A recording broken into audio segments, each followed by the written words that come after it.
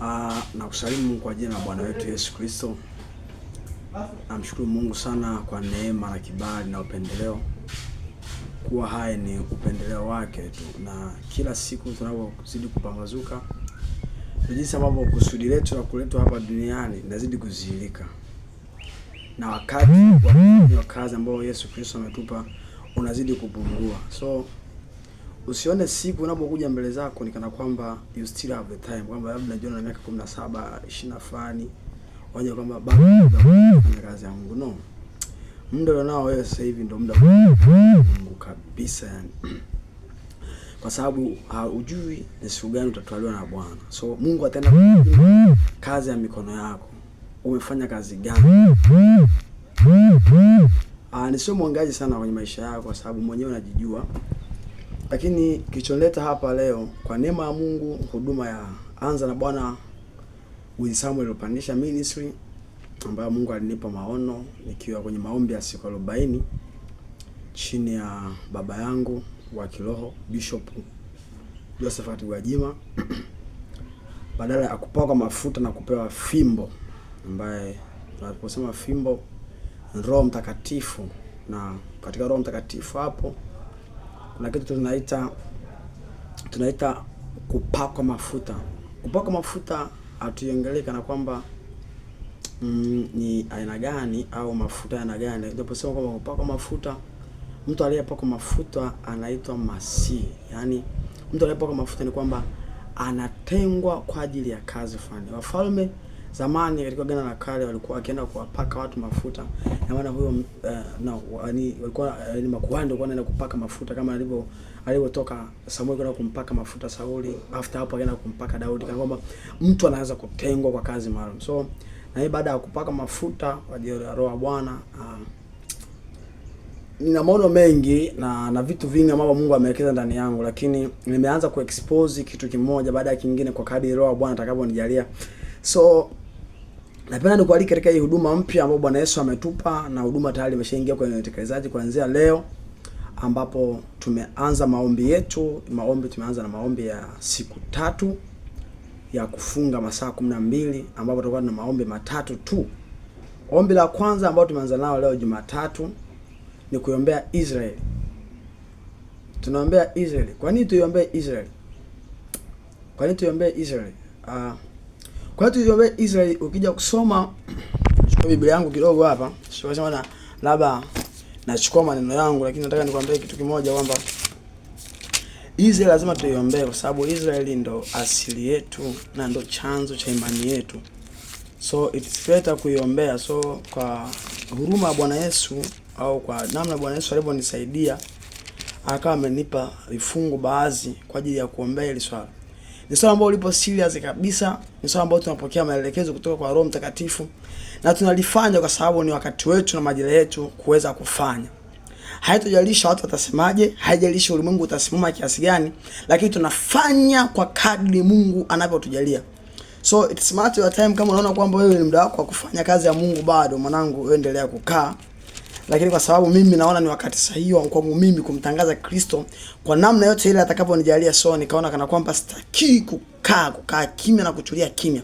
Lazima niongee habari za ukuu na habari za uzima na habari ambazo Yesu Kristo anataka watu wazisikie. So katika kuomba, kwa sababu tumeanza na maombi, kwanza kila chochote unachoanza, msingi wetu sisi tukasema kwamba msingi wetu sisi tunaanza na kuomba. So tutamake sure kwamba tutaomba, na hatukusema tu tutaomba kwa midomo, tukasema tutaomba na utekelezaji. Na ndio utekelezaji tukasema kwamba tutaomba na neno, kwa sababu maombi bila neno lenyewe hamna kitu. Kwa sababu maombi ni mwanadamu anaelekeza shida zao kwa Mungu, lakini neno ni Mungu kusema na nani? Na mwanadamu. Unaona hapa panakutana, na maana ni Mungu na mwanadamu wanakutana. Kinachoenda kuzalia nini? Ni hatari. So tukawa tumeanza kwa kuomba. Kwa hiyo tuiombee Israel, na nataka leo nitaishia tu hapa kwamba maombi yetu yameanza, na leo ombi letu la kwanza ni kuiombea Israel. Kwa na kusikwa huruma Bwana Yesu, twende pamoja na kwamba kwa nini tuiombee Israel? Kwa nini uchukue muda wako ombee Israel? Kwa sababu sio taifa lako, sio nini. Kwa nini ombee Israel? Umeona? Ukija kusoma Wagalatia 3 mstari wa 29, Biblia inasema hivi: na kama ninyi ni wa Kristo, basi mmekuwa uzao wa Ibrahimu na walisi sawasawa na ahadi. Narudia tena.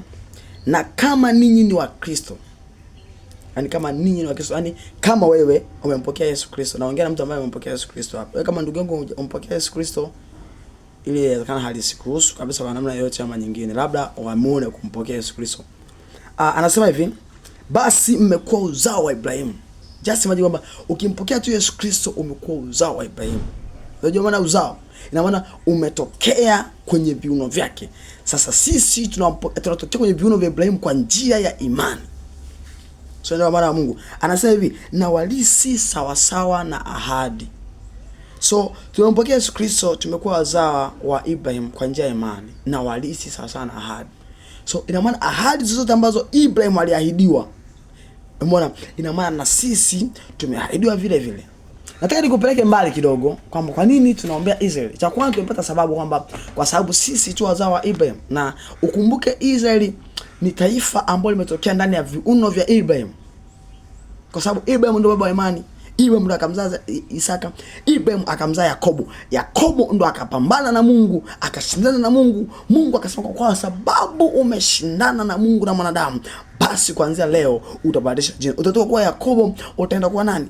Kuwa Israeli. Sasa tunapata nini? Asili ya Israeli. So we talk about Ibrahim ambaye ndio chanzo cha imani yetu. Tunaomba kwa sababu wa Israeli wametokea kwenye viuno vya baba yetu Ibrahim kwa njia nini? Ya imani. Pointi ya pili, tutakuwa na pointi tatu kwamba kwa nini tuombe Israeli. Ukisoma Mwanzo 12 mstari wa 3. Raba shikana. Asante wewe unanielewa, ila nakuombea ambaye wewe pia unielewe katika jina la Yesu. Ukisoma Mwanzo, yes. Ndio Biblia inabidi kae vizuri. Ukisoma Mwanzo 12:3 nasema hivi. Mwanzo 12:3 inasema hivi. Nami nitawabariki wakubarikio, naye akulanie nitamlaani, na katika wewe jamaa zote za dunia watabarikiwa. Haleluya, haleluya. Hatuombi kwa sababu sisi tunakaa Israeli. Tunaomba kwa sababu ya baraka ambazo ziliahidiwa ndani ya wana wa Israeli. Haya ni maneno ambayo Mungu anamwambia nani? Ibrahim, kwamba atambariki yeye, atalani atakayemlaani. Lakini pia watu wa duniani ikiwepo Tanzania, ikiwepo Kenya, ikiwepo Rwanda, ikiwepo kote kabisa, hizi baraka zinatuhusu. So kuna haja ya kuiombea Israeli. Piga uagalagaza, kuna haja kuombea Israeli. Atuombe kwa sababu there is a lot of blessing that God blessed, yani promised us.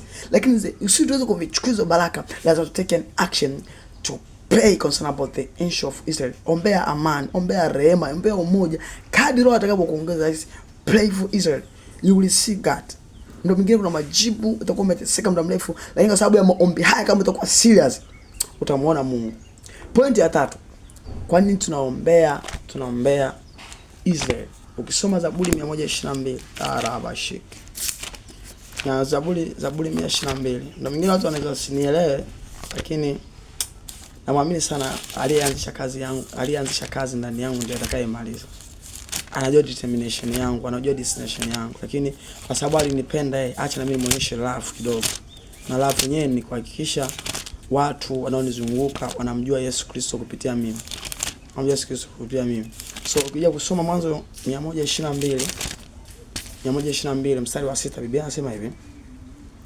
Bwana atakulinda utokapo na uingiapo, tangu sasa na hata no, that's not my words.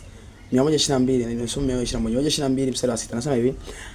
Utakeni Yerusalemu amani, na afanikiwe kwa kupendao. So unapotamkia Israeli amani, utafanikiwa. Haleluya, haleluya. Amani, utafanikiwa, na wale wote wanaokupenda watafanikiwa. Mungu akubariki sana. Ni mimi Samuel Rupandisha, alimaarufu kaka Mlokole. Ninakupenda na Mungu azidi kuwa pamoja nami. Kama ukitaka kushiriki maombi haya tunayoendelea nayo, hata kuanzia kesho kifunga sio mbaya, nitumie tu ujumbe WhatsApp kwa namna utakapofikia hii video. Nitumie tu ujumbe, ni DM, nitakuadi kwenye grupu, tutapeana maelekezo, na Mungu akusaidie sana. Amen.